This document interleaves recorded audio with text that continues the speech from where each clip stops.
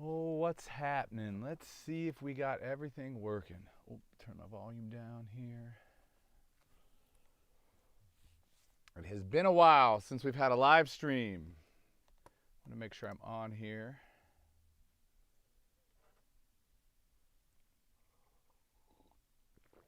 Come on.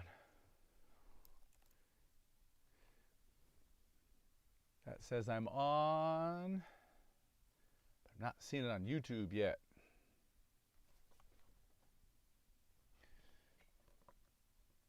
Oh, looks like I'm on a different. Oh, all right. Well, I've got some new software on the phone that I'm trying something with. I probably should have just gone right to YouTube, but what the heck? We'll see what happens here. I'll pull this up on. There it is. There we go. What is going on, everybody? Oh, text. See, right as I go live, the phone starts ringing. I'm getting text messages. What is happening, everybody? Can you hear me? First off, hopefully we can hear. I'm using a lav. I got this whole new rig on the phone. I hope everybody can hear me. Otherwise, it just looks like I'm miming and saying a bunch of nonsense, which is probably what I'm going to do anyway, which is saying a bunch of nonsense. I figured since today I've been, oh man, literally the last week, just tons of mixing, that I do a post-mix hang. I just finished another tune for Necronomicon. They're the third artist I mixed for this week. And unfortunately, I'm not really hooked up to play anything through the phone, but I can run through settings that I have on the console, outboard gear, that sort of thing, or just talk, I don't know, a bunch of nonsense. I just figured I'd go live. It's Friday night. Why not do it? But this song came out really good. I'm actually bouncing stems. Let me see how this is going. So I figured I'd do a little chatting. What's everybody been up to? Who's on? Anybody on? What do we got? Okay, good. Sound is good, Aaron. How you doing? Here, I'm going to type in. Boom. So I'm trying to actually figure out a simpler way for me to go live kind of more often, around sessions, at the end of a mix, before a mix, sometimes maybe even during it. I have a lot of mixing the next couple weeks, but also other recording sessions that maybe I can do some mobile stuff with the phone, be able to kind of walk around more and not be so tied to having to sit in one spot. So as long as the sound is good and the video looks all right, and it doesn't look, for a phone, and I'm on the not good camera on the phone, it actually doesn't look too shabby. So, but this mix came out today, a lot of fun. And with Mike from Necronomicon, he's actually in Chicago. So I don't know if you guys ever heard of the Listen To, any of that stuff, the Listen To plugin from Audio Movers. I'm assuming, it's one of several. I'm assuming you guys have. That thing rules. Because Mike and I will do a FaceTime or sometimes just a phone call, actually, and then I'll run Listen To and just do things on a loop, let them hear it, make some notes, then we'll talk through it, do the notes, then do another round of listening, do everything in real time. And ever since I started doing that way, which for me has probably only been a couple years now, but for all the remote mixes, oh my Lord, does it make things so much easier. And the way I do it, here, check this out. I'll show you this real quick. So let me flip over here. This is going to be the fun thing. So let me flip to the other camera. Uh-oh. Am I not being heard? Somebody tells me the sound is good, and then someone says they can't hear me. I got a lav going. Go back over here. So Zona, can you hear me? I'm getting conflicting reports of audio.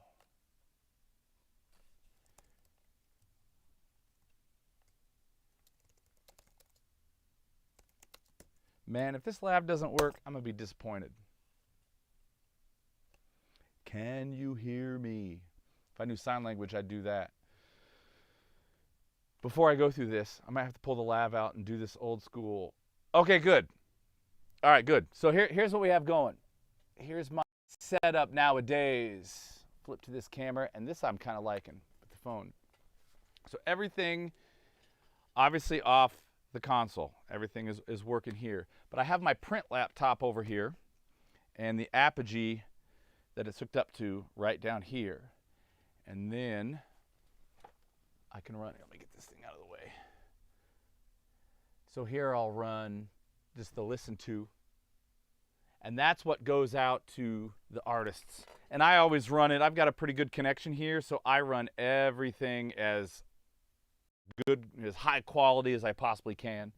So I'm pretty much running 24-bit PCM straight out, which is nice. And then I can print stuff in. The whole, I get asked about the whole like separate computer thing all the time, and it kind of came out of necessity back a few years back when I was running the Rosetta and the Motus off of the same computer, and one's PCI and the other one is FireWire, and the latency was driving me insane. And you got to do an aggregate device, which I would say 96.4% of the time worked with no issues. But if you're going to print things back in, which I do on a fairly consistent basis, not every time. If I got enough channels open, I don't worry about printing stuff back in. But if I want to use, you know, some of the guitar pedals or something over here, I want to use the same one on a few different things, I may print that stuff back in. And with the old system, it was such a nightmare. The latency was a drag. I'd have to turn everything off, print everything back in, turn it all on, line it up. I just got sick of that. So I went to the second computer with the Rosetta. That way, everything just goes to one computer, and all I have to do is turn on this one button right here. You see that? Yellow button? The 2-track. And when it's on, I'm listening to the mix bus, which is this fun stuff back over here. The C1, the Rupert Neve 542s, and the ultraviolet EQ from SSL. Going through the apogee to that computer. If I need to listen to something else off of this computer, or I decide to print something in for any reason, I just kick that off. Then I'm listening in real time to what I'm printing right back into the Motus, and then I just hit that button again, and I'm right back to mixing. And I can do the same thing if I want to overdub, which has happened quite a few times this week, actually, where I've gone to go, oh man, I need like a percussion thing here. Get the tambourine out. I'm in there doing tambourines and hand claps, but I'm in the middle of a mix. So it just makes it easier for working. And once I kind of started working that way, it works. So I decided just to keep it going that way. It works for me. But what else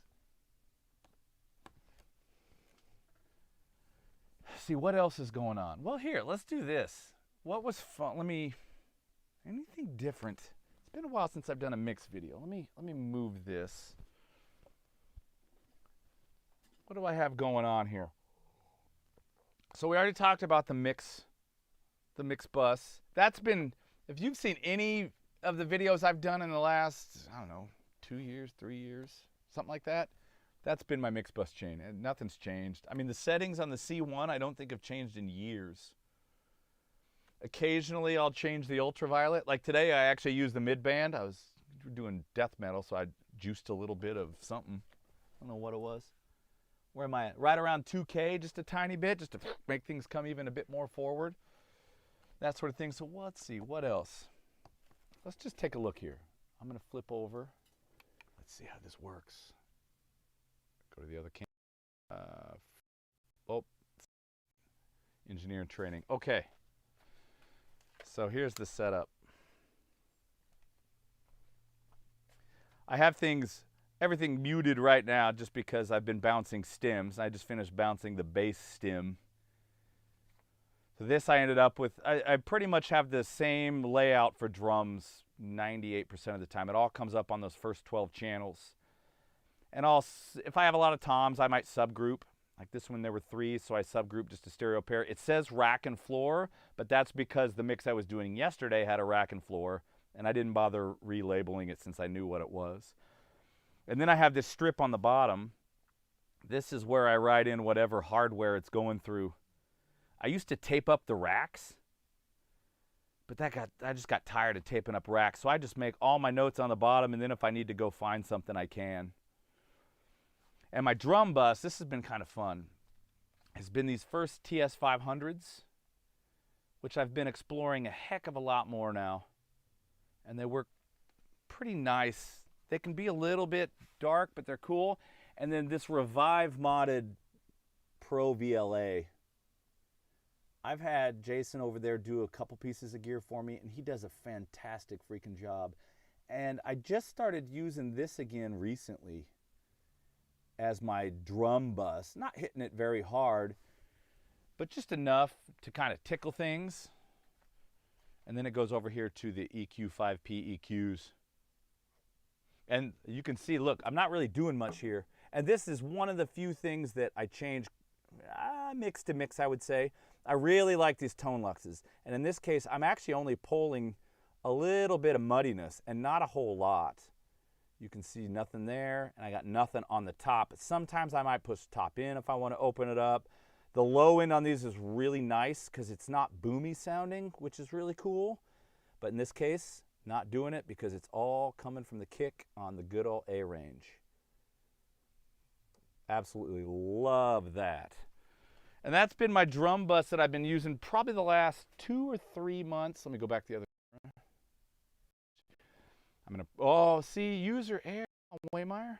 Man, you'd think I'd practice this stuff before I'd go live, but I think we learned through the pandemic it's more fun to make mistakes in front of everybody than by yourself. All right, question. How do I connect the Behringer PowerPlay remote? Okay, good question. And I think I can actually, because I'm wireless, I can show you. Hold on. I need coffee because I have too much energy. All right, so the Behringer, here, let's take a look at this mess I have going on over here. Camera, let's go. So this wonderful spaghetti mess. Right here, this row, that is all the, oh no, sorry, starting right here. So this, starting right here over here, this is the inputs to the Behringer. So I have 56 total outs. I mean, there's only 48 in this patch bay here. The rest of them are somewhere else. But starting at number 33 right here, that is, these are normaled down to the headphone, which is down here on the bottom, right there. That's where it's at. And the reason I do it that way, to make this easy, first off, let me flip back the other camera. I don't want to make you sick. All right, here we go. So it goes in the patch bay right there where you just saw. Sorry, trying to, there we go, come on. So it comes out of the patch bay. So it's automatically, all I have to do to send to the Behringer, to the headphone system, is route to any one of those channels. So 33 is actually channel 1 on the Behringer. Output, Mo2 output 34 is channel 2. So I'll set my headphones up in Logic. I'll have sends coming out of Logic. So everything goes in, or Pro Tools, whatever I'm working in that day. But I'll do the send. I'll create buses or auxes in Logic, and if, say, the kick drum, want to get that in the kick and snare in the drummer's head. So I'll set the kick to go out 33, 34. Usually I'll set a bus that goes out 33, 34, so I have a stereo bus. And I'll send my kick, snare, toms, whatever else to that.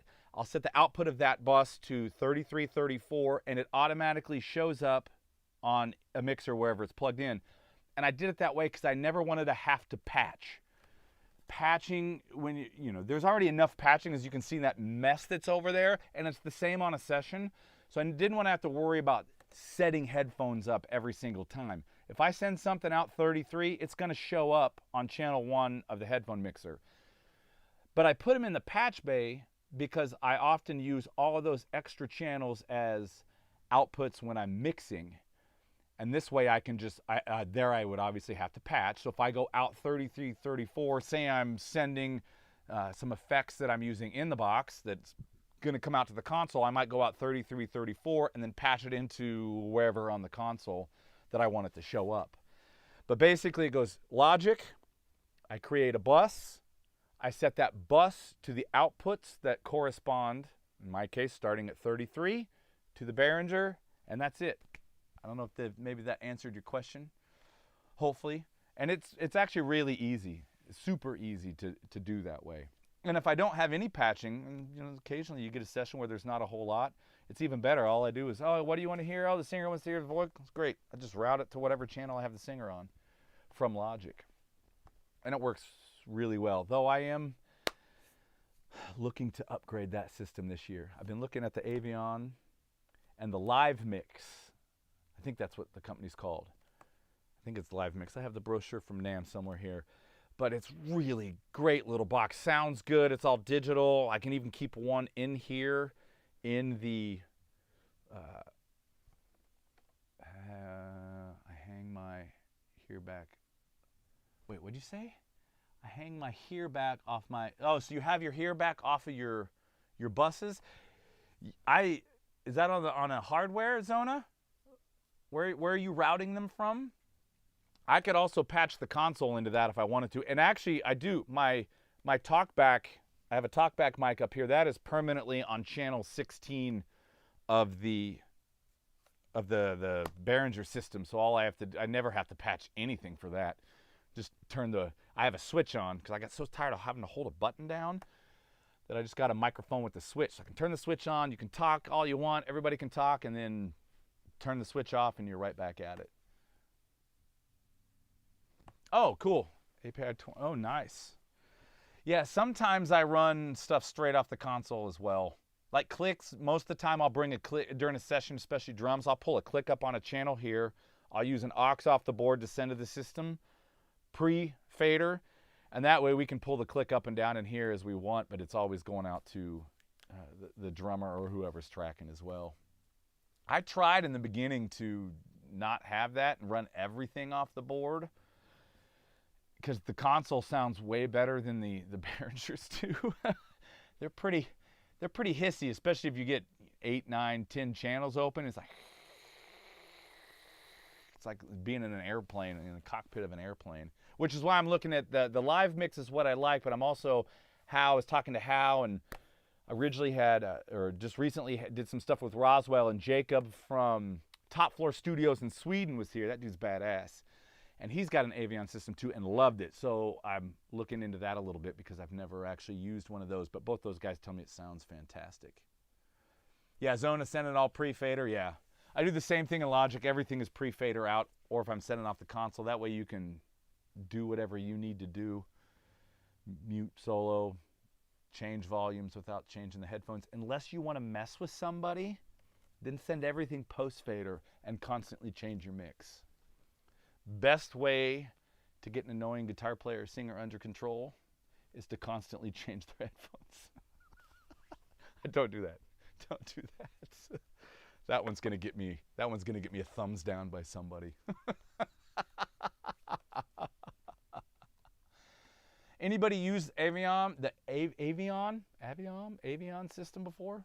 Curious how you like it. I know there's the hear back, but as well, but I'm kind of looking at the Avion or the Live. The Live Mix is what I want. It's a little more expensive, but the boxes they have are great, especially the fact that I can put one in here and I can pull up anybody's mix anywhere and listen to it and make changes to it. Oh man, that'd save me about 20 trips back and forth to the live room. It'd be so much faster.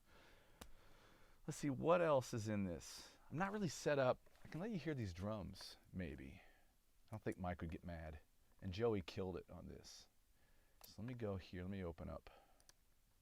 I mean, it's going to be through my lab, so I don't know how good it's going to sound. Probably not very good. So maybe I won't. I'll tell you what I'll do. After I'm done with this, I'll do a, Mike said I could post some shorts or whatever. So I'll do a short of the mix once I'm done, and I'll put something up. Because it actually came out really good. This time they didn't get to come out to LA.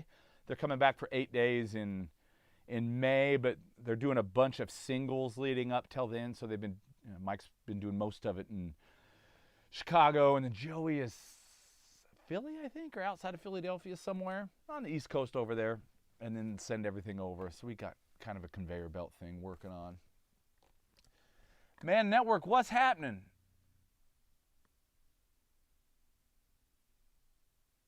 What do you use at your studio for your headphone system? I've got to upgrade, so I'm asking everybody what they use to see what the best thing is going to do, and also at a hopefully cost-effective price, because some of that stuff can get pretty expensive, and I need like 6 or 7 boxes out of the gates to make things work.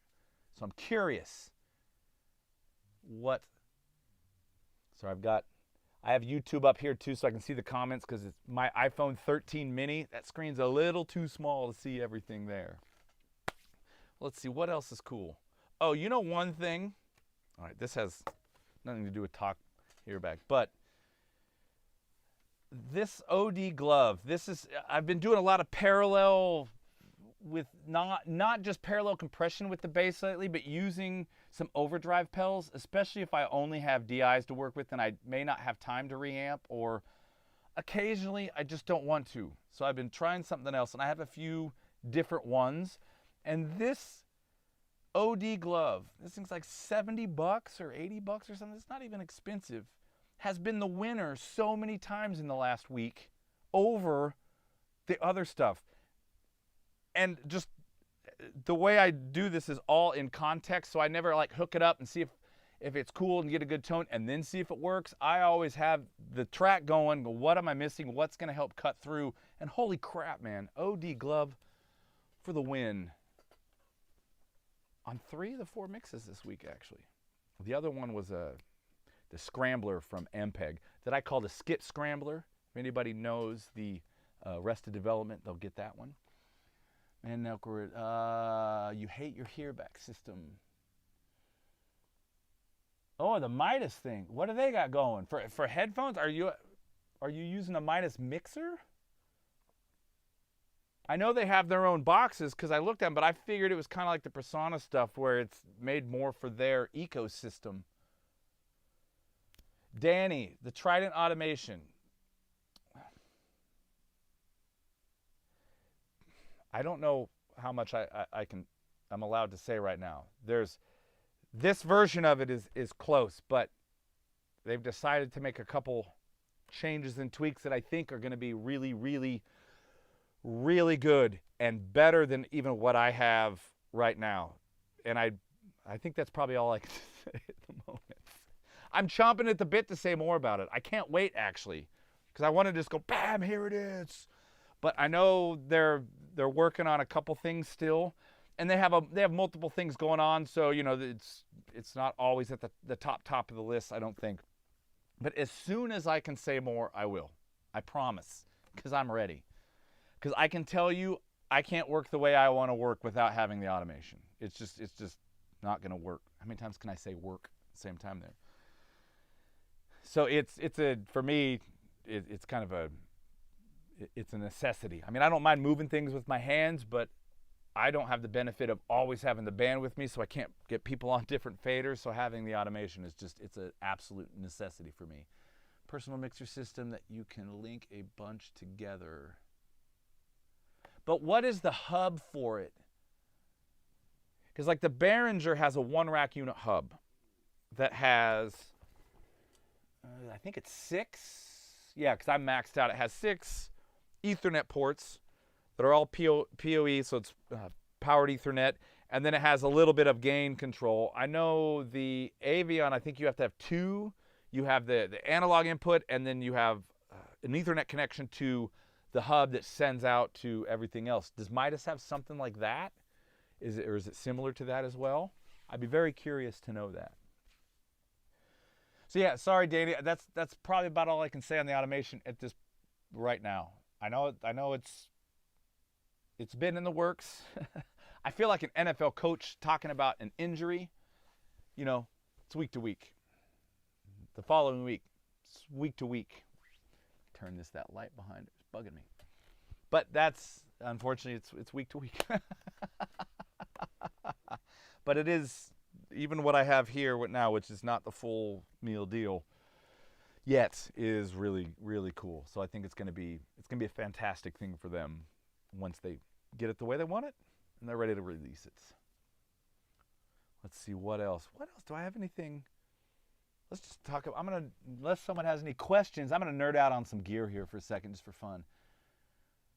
Straight outputs from the Antelope. Oh, so you can go straight. All right, I'm going to look in that. The DP48, thank you. I'm going to check that one out too. I didn't do a whole lot of research on that one because I thought it was made to work with their system, but I'll look into that more. Because I know the Midas stuff is tough. It's built well. So if you learn anything about that, let me know for sure. So a few mainstays. I'll look for questions here, but I'm going to geek out on gear for a second because, it's fun. One of my big mainstays, and it's probably not necessarily a normal piece of gear that you would think about using all the time, but is absolutely one of my favorite pieces. I'm gonna flip around the camera. And that is the Trident High-Low. This is permanently on my guitars all the time. It's great for just cleaning up top and bottom, but this resonance filter that it has is a wonderful EQ that doesn't sound like you're EQing something. It even has a track signal function, which I haven't been using. But for instance, on these heavy guitars, there's some mud down here and the bass guitar is really thick. So I'll go 100 or just shy of 100, cut it off, and then I'll add some resonance back so it still keeps some nice weight to it, but it's not flubby on the bottom end. And then I can do the same thing on the top. And this is actually my Sparkle EQ as well, the amount of this that I add. This changes every single session. Yesterday, I was all the way down here because it just didn't need it. Today, it had more excitement and it jumped out and added more energy, especially we were doing death metal, so it kind of worked.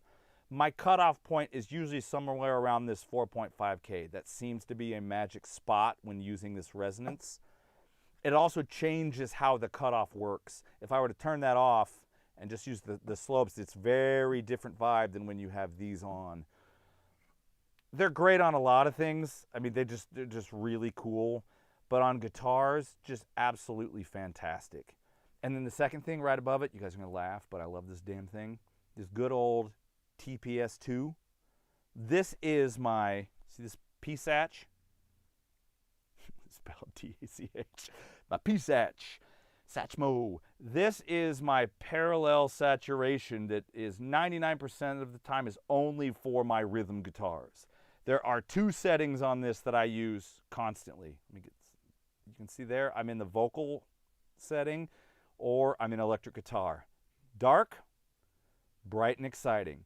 And I run it up until it starts to clip. And then I just back it off and I blend it in. Because you could even see on that bus, it's really low. It takes this much of that and it fills the guitars out so nicely and makes them cut. And then I just use those two settings. The rest of them I don't care about. I go between those. Bright, dark, or more like bright and in your face and round and full. Another way of saying it, I guess. But that works. That combination I've been doing for quite a while now, and it just works. I don't care what the style is. It works all the time. Hearback system. Yeah, headphones are actually a big deal, especially if you're doing live bands and you have a live drummer. What headphones do you use in Zona? Band Network? What everybody have? I have the Sennheiser HD 280s, as well as a ton of Audio-Technica, the MX50Xs? MAT, what's the number on these things? The ATH M50X. These I really like the sound of, but I find that the Sennheisers, because they cup the ears a little bit better, block out a little more, especially if you have a live drummer in the room, especially for bass players trying to hear that low end, which is another reason I want to upgrade the Behringer, because it just doesn't do anything low end. It makes everything sound kind of jangly down there and harder to hear. Love to see cheap gear. Oh man, cheap gear is it's just colors, right? All this stuff is just paintbrushes. Who cares how much it costs? I don't. You know, the cheap stuff I usually find may have more quality control issues. So sometimes you might have to go through a few of them to get one that lasts for a while, but if it's cheap enough, it doesn't really matter. What am I sitting? Okay, I don't care. My phone's out of space, but I don't care. But I love that the ART stuff I've always had good luck with. That's actually a nice sounding pre too. If I do two mics on a drum set sometimes, I'll do a front like kick drum / kit front mic with an overhead mono and just two, and you just slam it through that thing. It sounds really, really good. You know, Ernesto digs it too, so we use that for some things as well, other things. The H50s, Sennheiser, various types. I have some Sonys, man. I don't like any of the Sonys. They're way too bright. I have 2 or 3 different variations of them, and they're always brittle to me. And they don't, at least the ones I have, don't cup out enough to like block, enough out. I guess if you get some old rocker in here who's got no high end left, it's probably the best. I try to save my high end. The Beyerdynamics are nice. Which Beyerdynamics are you using? I'm curious on that because I'd like to get a couple pair of those. I'm going to get a few more HD 280s first, just because they work really well for live bands, especially drums and bass. You get a little bit of that extra bottom end going. The Vic, see, I don't like the Vic Firths. Man, I've used those for years as a drummer and just can't stand them. Never. Maybe they've changed a little bit because it's been a while, but they were always, the way the earmuffs part worked, they were just too flat against the ear, and just the sound quality of them was never fine for me, even when I was just drumming. Maybe they've changed. I haven't used them in a long time, so I don't know. But I know a lot of drummers that use them. So, and yeah, Morgenstein. Yeah, Rod Morgenstein is a badass. Dixie Dregs are fantastic. I miss anything? Anybody give me some other good headphones? But I agree, Zona, the headphones is a big deal. The thing I don't like about what I'm hearing in the Behringer, well, first, the thing I like about it's always worked. I can't, and that's a big deal. You just want it to work. It's been easy enough for anyone to use. That's all fine. I don't have any technical issues on that side of things. But the headphone boxes are just too noisy. If I'm doing just vocals with somebody, I always run it off the console, and I have tie lines in the wall. And I'll just run stereo mixes to the singer because it's dead quiet coming off the console.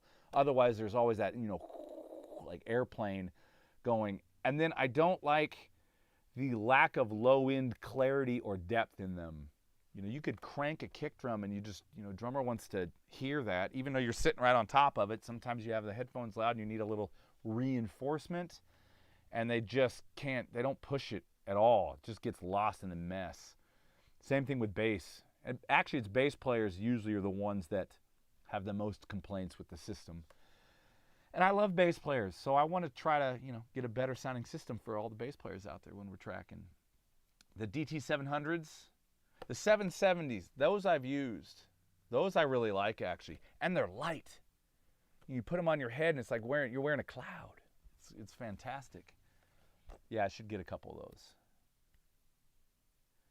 And sometimes I think, do you change them out for different people? Do you have one maybe that singers like better or that drummers or guitar players like better? 'Cause I kind of find that's the case, which is why I'm going to add a few different ones.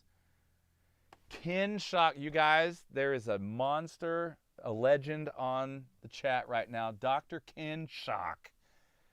280s.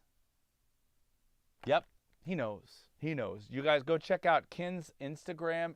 I know he's got a lot going on YouTube too, but I'm always on Instagram and I see him popping up. He's got some great shit going on.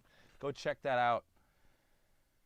Do swap out headphones a lot? Yeah, same here. You know what? I have some the Audio-Technica, I think ATH just MX50 or M50, and then the new ones, which supposedly are the same thing, and they do not sound the same. The older ones are way brighter, considerably more bright, which I guess is great if, you're lacking in high end and you need a little extra juice, which no singer has ever asked for more. Shockingly enough, no singers ever asked for more. Yeah, that's a good idea, the ass kicker. I've thought about getting one of those in here. That is a great idea. I'm gonna look into that. 8-out works good as well. Wait, what? Oh, from the hear back. Oh, so Zona, are you running your headphone system via the light pipe, or are you doing analog connections for that? Or is there a way to combine those on your system that I'm not aware of? I'm kind of curious. I run mine completely analog only because it's in the patch bay. And for a while we were doing some recording at 88 and 96 and just losing half your channels. There is no recording at that now. I think in the last 3 years, I've had one session come in above 48. One, and that's it. So I guess I could hook up the light pipe and run it there and see if it's any quieter. Both. Oh, interesting. See, I'm learning something. I'm going to have to look into that too. And you're running the Hearback system, right? Am I understanding that correctly? Because I know the Behringer does have light pipe, but I don't think it's the front end of the unit that is the problem. I think it's all the little boxes. Just converters are cheap, and they just don't. They're just noisy, is the thing. I know it sounds silly, but I get results with the open back headphones with singers. Any bleed issues with the open backs? Let me rephrase that. Are there any bleed issues that are actually an issue? Because I don't find what most people consider to be bleed an issue to actually be an issue. And I see these videos all the time, these people on Instagram doing these things like, oh, don't ruin your vocal by not cleaning up every single noise that you can't hear anyway. Oh, the bleed from the headphones. Yeah, occasionally a click has come through, especially if you got a delicate thing and you just fix it, but that's like 0.003% of the time. Open back bleed, yes, but no. But I mean, is it a problem? I mean, I guess if they're not cranked, who cares? If you don't hear it in context, who cares? But I could see why the open back headphone would be nice. They're way more natural. Also, you don't feel so probably closed in, and I'll bet they hear their head voice a little bit nicer. That's a guess, but I'll bet that it is. Ernesto's got some open back headphones. I'm going to try that on the next session and see if that works. Zona, you go analog most of the time? Yeah, okay, that's kind of what I thought. Singers can actually hear themselves and they can stay in tune. Almost all other headphones destroy. Yeah, especially if you get a singer that's not, really used to always being in the studio, because it is a different thing. And I guess it probably isn't really any more bleed with an open back headphone to a singer that takes one ear off and it's just, spitting out the back of their head because it's not fully around the ear. All right, I'm trying that. We're going to do that on the next. I'm going to call Tita. We're going to do a session with open back compared to the closed back. That might be a cool little video. Thank you. Thank you for that idea. Killer. This is actually cool because I had no idea. Last minute, have not live streamed in how long has it been? A long freaking time. I didn't know if anybody would be around. So this is actually fantastic to see everybody. This is great. Who's releasing new music? We have a ton coming up. Literally a ton of music. We've got 15 songs in the works that I have with Ernesto and my good friend and fantastic singer, Tita Hutchison. She's awesome. We have multiple projects with that. We're kind of taking different angles with it, which is really, really cool. Necronomicon, those guys have been like death metal writing machines, man. There's so much music coming with them. Been working with this band called Gigantum. This local LA band that, I don't know how to describe them. It's imagine if Black Sabbath and Clutch were kind of a prog band with a singer that could do some ridiculous punk energy screams. Just, I don't know. That's a terrible explanation. Don't ever hire me for your metadata. But they're awesome. We're getting ready to mix the third tune next week. Mortalis, another thrash metal band here from LA, is back in the studio tomorrow. This weekend finishing some stuff up. So man, I am excited for this year. What do we got going? Supposed to be checking out the Hum audio console. Wait, they're from, is it Poland? I think they had, if it's the one I'm thinking of, their NAMM booth, that thing was insane. The switches on that were so freaking cool. I've never seen anything like it actually, ever. It was, holy crap, so well built. And the demos I've heard, and I've only heard demos, sounded really good. That isn't always, you never know, but man, that thing was built so well. So well. I'm stuck on a corporate game audio gig for the next few weeks. That's all right. Nothing wrong with that. I've been doing some of that work myself over the last couple years on the corporate side. And there's one project that I still haven't been able to talk about for 3 years that's it's week to week. I'm going to use my NFL head coach thing for everything I can't say. Yeah, it's week to week. We'll see. Next week, ask me again. It'll be week to week. But yeah, the corporate, man, there's nothing wrong with that. You got to pay the bills too so we can go buy the stuff that we have fun with, right? What else we have going? Was watching something and noticed you were live. BGE in the house. How you doing? Good to see you. Danny, thank you, man. You know, this is, so Danny, I appreciate that. And I know the last video I did put up, I think it was the last one. The studio tour at the beginning of the year. I did talk about wanting to do the console side chats more. That's why I've done this simpler system with the phone, and I have a portable charger on the back and the lav hook up here on a selfie stick. 'Cause I wanted to be able to do these more often, and sometimes actually like this, I'm at the end of a session that I can show something if it's cool, even though I'm not really wired for that today. I'm working on that. There's a rolling piece of gear that I'm hopefully is going to help. Got to put in an order over at Zounds for that. But I want to do these more often. They may be a little bit less structured or not as well planned out ahead of time. If I have time this weekend, I'm going to do one before the Mortalis sessions, and I'll try to do another one during a mix next week when maybe I can actually have a hookup to where I can try to play something. But this is fun to me. I enjoy these videos and getting to talk to everybody and ask questions, answer questions, and just, the exchange of info is really cool. So if this is working, let me know, because I'm going to do a lot more of this, because this is cool. What am I missing here? Is that console with all the built-in? I don't know the technical sides, but I think yes, that's the one. It was insane. Where is Vignola? That's a good question. You know what? I can't text him because the phone's here, but I should text him and say, "What's up, dude?" Oh wait, hold on. I'd show you guys my iPad screen because it's completely smashed, but it's too embarrassing. Let me see if I can text Vignola and say, "Dude, what's going on?" Because, why not?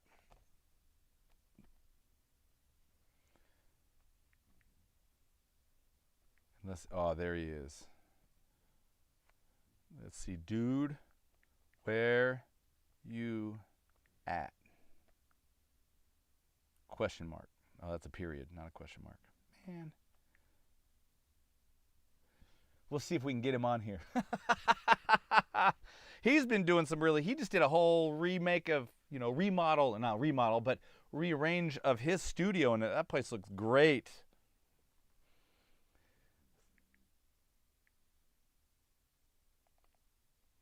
Hey, live.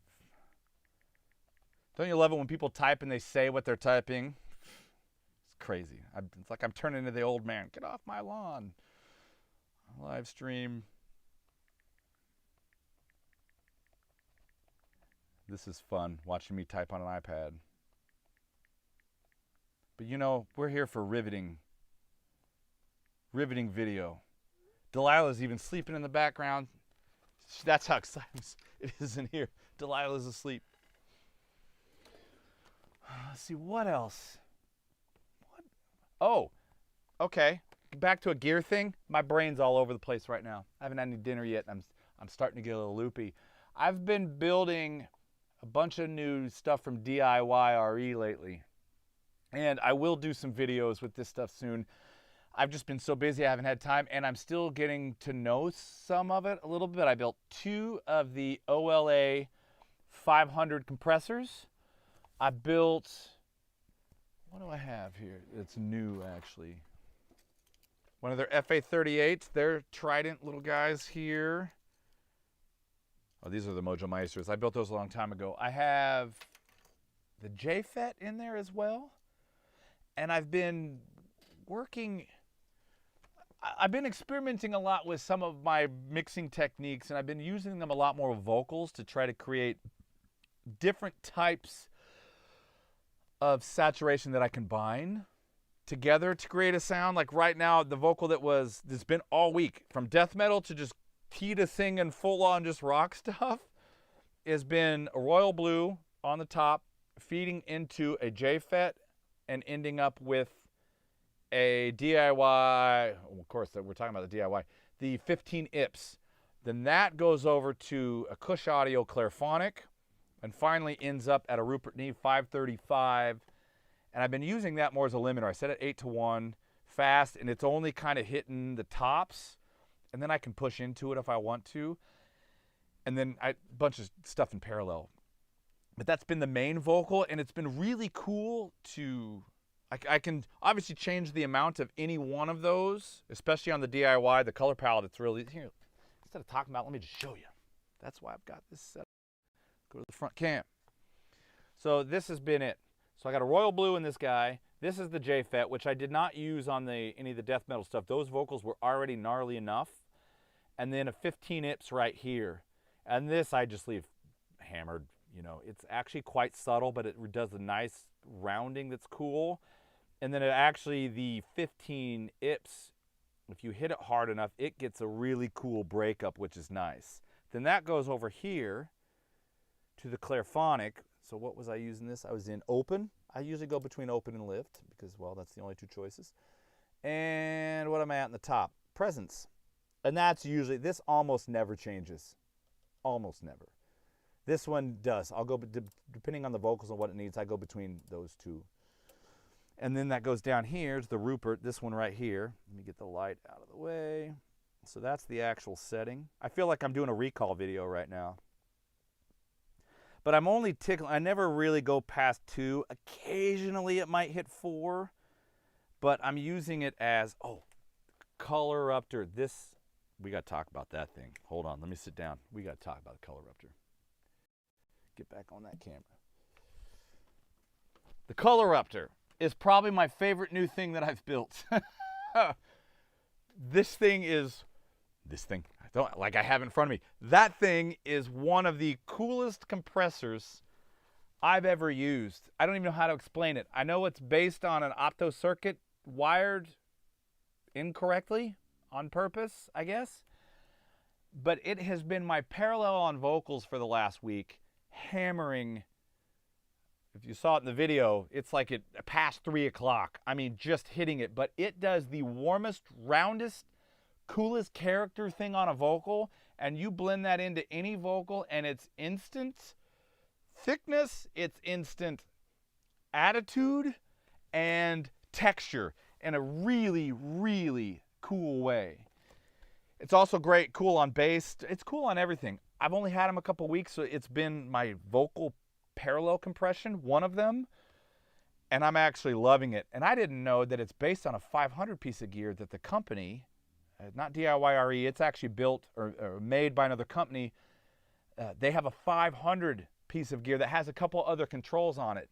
So the Coloruptor for the color palette is a simplified version of that. But if you're into building your own gear, you got to check that one out. It's awesome.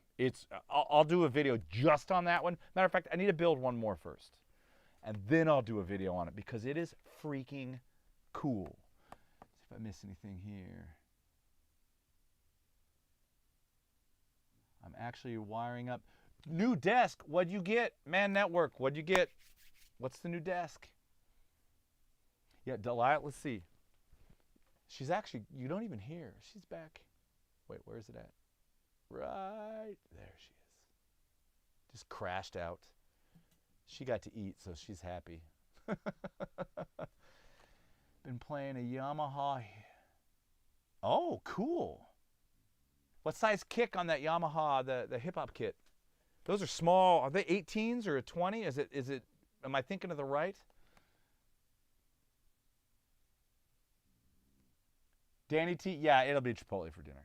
It's the funny thing is I joke that that's my Cheers, you know, because I kind of do know everybody over there. But there's one of the guys that works there is young kid getting into music.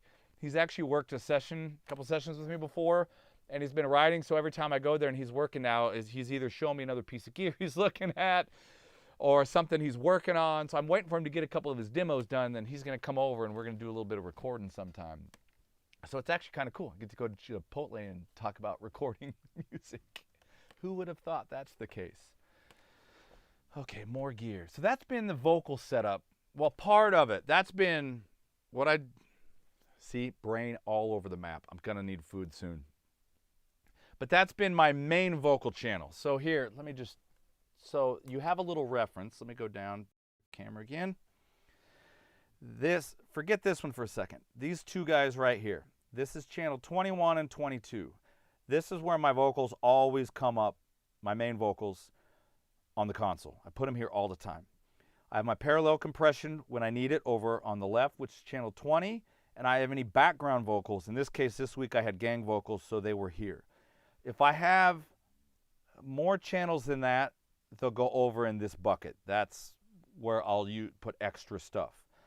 But this is where they always are. So the lead vocal, this 21, this is where that channel of the DIY color palette, you can see right here, DIY color 1, Kush, and then 535. That's what's there. And then the double, in this case, it actually wasn't a double on this last song. It was the high and low, which is what it was for the death metal. For Tita, on the rock stuff, it was a double. That's just going to the second 535 that's over there. That is not in limit mode. This one is in limit mode. This I'm just doing some 4-to-1, adding some texture. And then here, the Vox P-Comp, that is DIY number 1, and the only thing being used in that one is the Coloruptor. Come on, flip back cameras. There we go.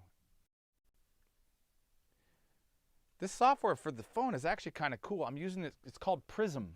And I think they make a desktop version too to compete with OBS. I might look at that, actually, too. But there's a box that a friend of mine, John Maddox, who has a really killer TikTok channel. I can't remember the name of the TikTok channel off the top of my head. He's a great drummer, really good composer, does really interesting and unique stuff. And got a great TikTok channel. And there's this Roland box he uses with his phone when he's doing it. I'm going to pick one of those up because it has line inputs, so I can run some sound off the console when we're doing stuff. Or I can even walk into the other room. It's a 40U split console desk, but with a flat disk platform.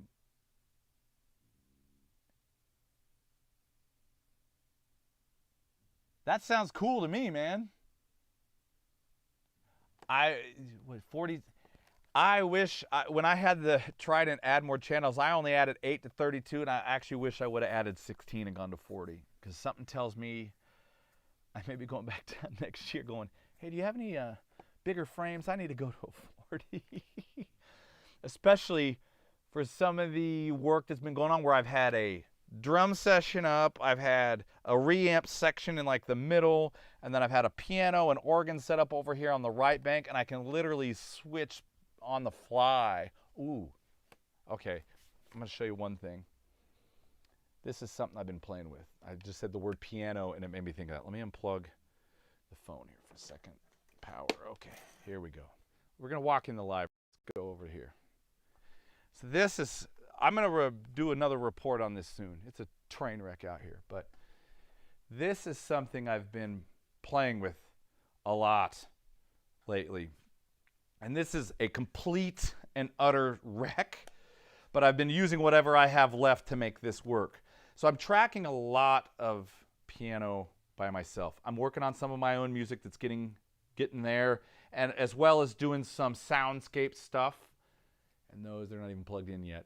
So here's what I've got going. This is kind of neat, I think. I have my old Overstayer pre's. These are great. I have these bottom mics. This is for the particular piece I'm working on now. Goes into the Overstayer. And the cool thing about the Overstayers, here, I'll try to walk slow. I'm on a selfie stick, not a gimbal, is these have multiple outputs. So you have your main out and an aux out.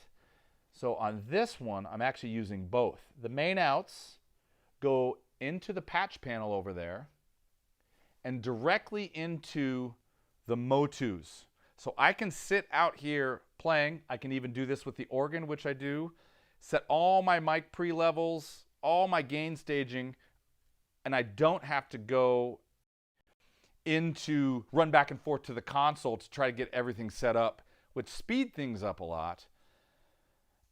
It also just makes it easier for me to work by myself. Now, the cool thing with this Overstayer, the fact that it has 2 outs, because I do have a mic splitter up here on the top too. But right now I'm running one of these outs over to this DIY RE reamp box. That, actually no, hold on. Let me make sure I got this right.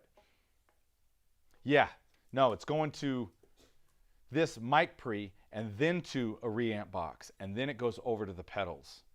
So now I can take all my guitar pedals, all this crap that I have over here, this fun stuff, and I can interface it with the actual piano. Now, where this gets even more fun is you get one set of channels that is just piano sound, whatever mics I have going. And then the other set is everything that's going through the pedals, and you can design some really cool textures and soundscapes. And also with some of the writing I'm doing, it's gonna have piano in it. It changed my writing when I heard all the effects.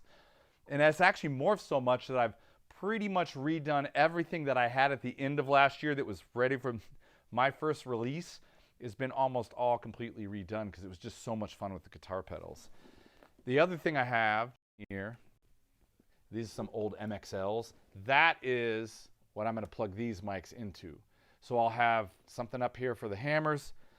I have right now, I'm running down below. It's a little noisy sometimes with the pedals, so I got to be delicate, but it does pick up a really full sound. And then sometimes I'll go on the other side of the soundboard too. Just depends on what's going on. And if this whole system works, I'm going to rack this up in a rack space on wheels so I can wheel it back and forth between the organ. I could even do some drums out here. I'll add a couple more pre's. And then I could be out here working and doing this stuff on my own, and it goes straight into the Motus in there. And then I just set up a laptop out here with screen sharing, and I can control the main audio machine. But I can set all my levels out here so I don't have to run back and forth. It's pretty cool. And then Delilah, you see, when no one's here, she basically owns this. Look at this. Look at it. If you want to set drums up, tough. You don't get to. It's Delilah's space. She'll follow me back in now. But that's something I've been working on. So I'll once I get it kind of figured out and racked up and working all correct, if it does work all correctly, I'll do a video with that because I think it's going to be really cool. So far it's working, and I'm just trying to kind of flush the whole idea out a little bit and make it a little bit simpler. Because for me, man, I got to, kind of like with the live streams, it just got to the point where with all the different work that's been going on, it just got to be so much work to set up these extra things. And all the YouTube channel is, to me, it was an extra thing. Even writing my own music and working on some of my own stuff finally was an extra thing because I was always working on other people's stuff, and I don't always have another person around or an assistant. And sometimes I don't want someone around. I'm not the greatest piano player, so sometimes I'm trying to figure things out as I'm writing. I just want to be by myself, and it's 3 or 4 o'clock in the morning because that's when I like to work. You know, so this is going to kind of make it easier and faster, kind of like doing this phone setup is going to make this easier and faster so I can do these things without having to have a lot of setup that usually just makes me not do them. Getting my dogs to leave when the band's around. You know what? It's Delilah's studio for me. She's in here no matter what. Everybody just has to deal with it. Matter of fact, she's on half these recordings I'm doing with the piano because she sleeps right next to me. And when I'm playing delicate stuff and you got it running through the Lester K and the Space Echo, and right next is, and it hits the delay, like, okay, well, it's part of the texture of the tune now.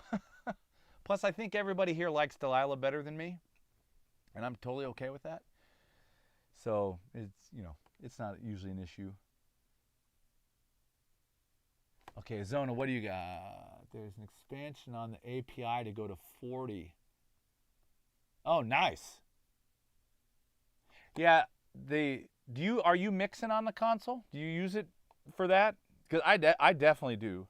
And I technically, even though I try to keep the main stuff on the faders, I have it mixed down, what's it, 64 with the split, with the mini fader. In this case, it's just a knob. Then I have 16, so 80, I think 88 on mixdown. And for me, I use the mini fader section, which is really just on here because of the size of the board is this row, the red knobs here. That is for stereo groups of stuff that I may be subgrouping in the box.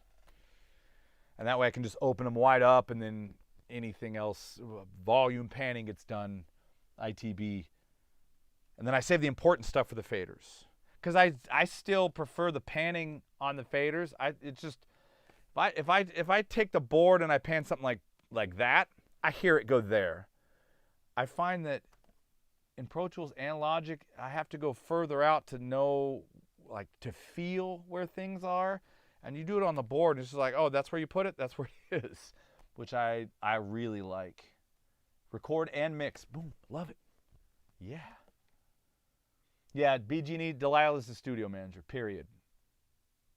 You know, she's also, we had about a year and a half ago, I don't know if I told you, she had a growth on her ear that turned out to be a high-grade mast cell tumor that was right above her ear. And it kind of got big, shrank. We finally decided to pull it out and have it removed. And it was the size of a kind of a large marble, really. And the prognosis, when they did the test after to see if it was cancerous or not, the prognosis, she had 3 to 6 months to live. That was a year and a half ago. So she's doing pretty good, which I like because I like having her around. Just retired your old Neve console. What did you have? How did I not know this? I wanted to stay away from the consoles altogether, but the new Neve Genesis might be pulling me back in. Yeah. You know, it's funny. I was actually looking at the 88 RSs this week. There's some, because I've been using the 8803 EQ so much, I had to look at those. I saw a brief presentation at NAMM with the new one they have with the Atmos setup. I think I don't know if it's a card or a specific one. I just saw a couple minutes of it. But that seems like a well thought out console. I mean, really well thought out. She snores. Yeah, she does. Yeah, she definitely snores loud. I'm so used to it, I don't even think it's loud anymore. Plus, I think I'm loud. I just talk loud. So maybe it doesn't seem as loud to me because I'm loud or deaf or both. I don't know. What else is there? Did I miss anything here? No, doesn't look like it. Well, you guys, thank you a lot. If you got any questions right now, let me know because I'll stay on for a few more minutes. If not, I definitely need to go eat and I got to finish bouncing some stems. And I will put up a short here in a little bit. I'll just do a quick part of the mix from this tune. And I have a couple also from the mixes earlier this week that were cool that I'll put up shorts. I'm a little behind on that, but it's knock on wood, it's been really, really busy lately with a lot of cool.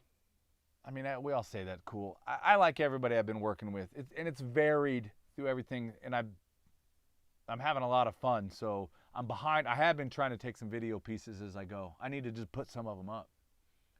Console I put into storage. Oh, 80 series. Oh, nice.